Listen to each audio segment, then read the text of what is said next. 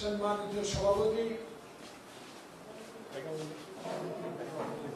Senbag press ক্লাবের এই ইফতার মাহফিলের সম্মানিত সভাপতি, সঞ্চালক, উপস্থিত বিভিন্ন রাজনৈতিক দলের নেতৃবৃন্দ, সরকারের ঊর্ধ্বতন উপজেলা লেভেলের কর্মকর্তাবৃন্দ,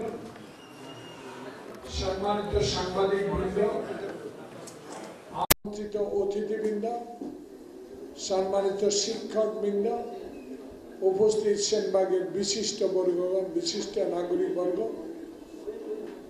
সবাইকে মাহে রমজানের সালাম জানাই। আসসালামু আলাইকুম।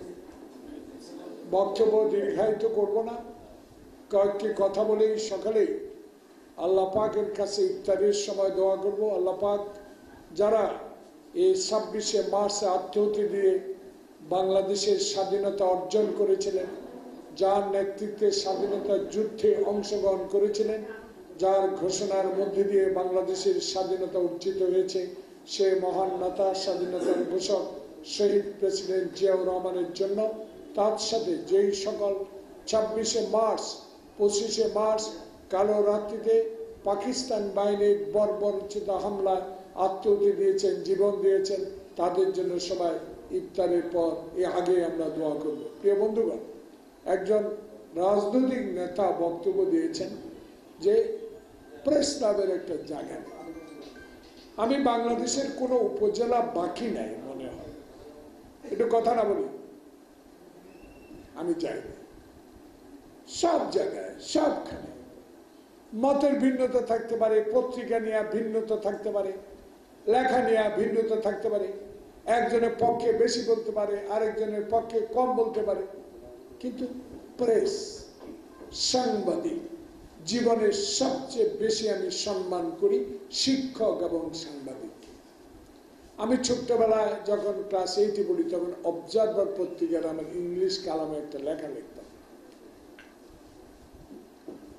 ফারুক আমার বন্ধু, জীবিত নাই, ইন্তেকাল করেছে, বেগমগঞ্জ কুড়িপাড়ায় তার বাসায়, সে আমাকে উৎসাহিত করেছে।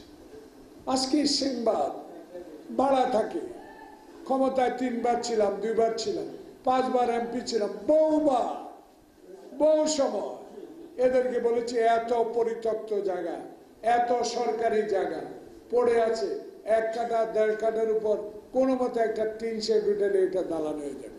ব্যর্থ তারা, আমি না। যারা 16 বছরে সরকারের গুণ জ্ঞান সবকিছু লিখে ভাসিয়ে দিয়েছেন, বিরোধী দলকে ন্যাক্কারজনক ঘটনার জন্য কোনোদিন সংবাদপত্রে প্রকাশিত হয়নি, তারাও যদি সেদিন এক থাকতেন, আমার লেখা আমি লিখব, স্বাধীনভাবে লিখব, এ আত্মাহুতি দেওয়ার পরে আজকের এই লেখকরা, সাংবাদিকরা স্বাধীনতা অর্জন করেছে। তাই আমি অতীতের কথা বলবো না, সবাইকে অনুরোধ জানাবো, এখন 8টে গ্রুপ না 9 গ্রুপ, দয়া করে 1 গ্রুপ হন, তারপর বিভিন্ন গ্রুপে ভাগ হয়ে যান। আগে জায়গাটা লন, আগে বিল্ডিংটা করেন, আগে বসার জায়গা লন।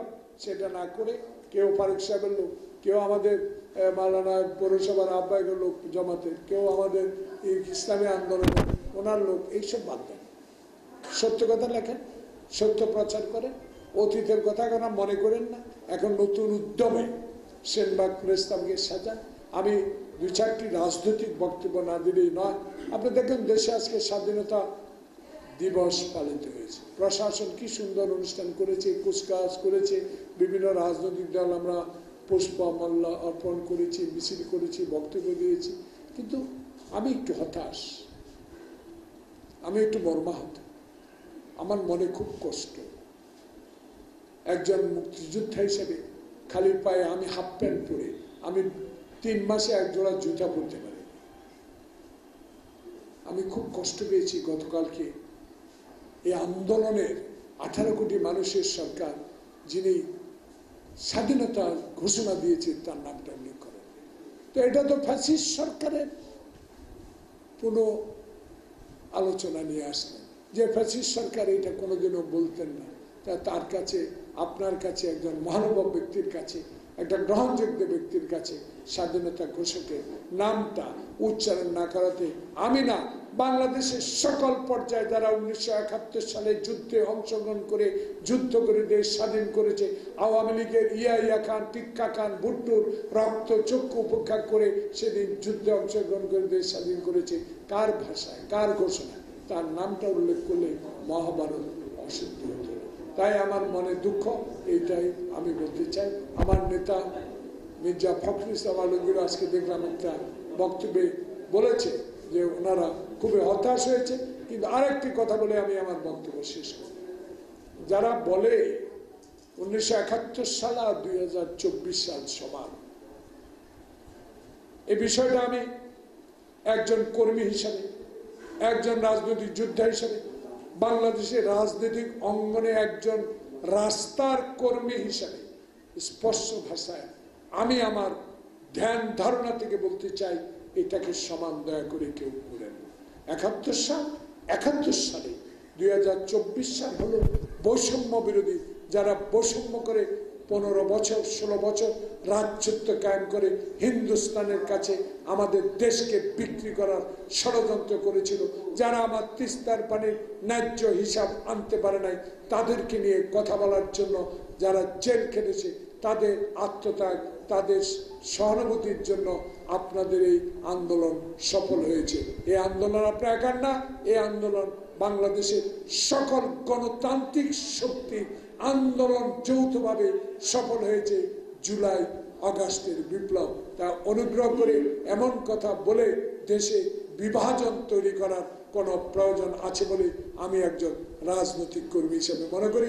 তাই মহান এই স্বাধীনতার দিনে আল্লাহ পাকের কাছে যারা আত্মহত্যা দিয়েছে, শহীদ প্রেসিডেন্ট জিয়া সহ সবার জন্য দোয়া করবেন, এবং যেই সেনবাগ প্রেস ক্লাবের উন্নতির জন্য আমি একজন রাজনৈতিক কর্মী হিসাবে আমার জাপ ফাউন্ডেশন থেকে আপনাদের যতটুকু সাহায্যের দরকার আমি করব। আপনারা একটা জায়গা ঠিক করেন, প্রশাসনে এখানে দ্বিতীয় ব্যক্তি আছেন, উনিও ইউনো সাহেব আসা উচিত ছিল আজকে, বা ওনার প্রতিনিধি আসা উচিত ছিল এখানে। আপনারা চেষ্টা করেন, এই মুহূর্তে আমরা আপনাদের জন্য চেষ্টা করতে পারবো, কারণ এই সরকার সকলের সরকার, এই সরকার সাংবাদিকের সরকার, এই সকল মানুষের সরকার, এই সরকার যারা স্বাধীনভাবে কথা লেখায় তাদের সরকার। তাই আমি শেষ প্রেস ক্লাবের সকল সদস্যকে অনুরোধ করব, ব্যক্তি বিশেষ না, কারো বিরুদ্ধে এমন কথা লিখেন না যেটাতে আপনার কলমের স্বাধীনতা ক্ষুণ্ণ হয়, আপনার লেখা প্রতি মানুষের আগ্রহ হারিয়ে ফেলে, সেই জন্য লক্ষ্য রাখবেন। সবাইকে আন্তরিক ধন্যবাদ। বাংলাদেশ জিন্দাবাদ, বাংলাদেশ প্রেস ক্লাব সেনবাগ জিন্দাবাদ। সেনাবাহিনী তো আমাদের জাতির মেরুদণ্ড, সেনাবাহিনীকে নিয়ে আমরা কোনো কলঙ্ক করতে চাই না। কেউ কোনো কলঙ্কর অধ্যায় সেনাবাহিনীর উপর চাপিয়ে দেন, সেটা আমরা কোশ্চিনকালেও সহ্য করব না। কারণ সেনাবাহিনীকে শেখ হাসিনা ব্যবহার করার চেষ্টা করা হয়েছিল, আমরা সেদিকে আর যাব না। তবু এখন সেনাবাহিনীকে যারা আমাদের জনগণের মধ্যে দাঁড় করাতে চায়, সেটা সঠিক না। সেনাবাহিনী জাতির মেরুদণ্ড, সেনাবাহিনী আমার সর্বমমত্ব রক্ষার অংশীদার। তাই আমি সেনাবাহিনীকে যে কোনো লোক বিব্রত করুক, এর প্রতিবাদ আমি জানাবো। Thank you.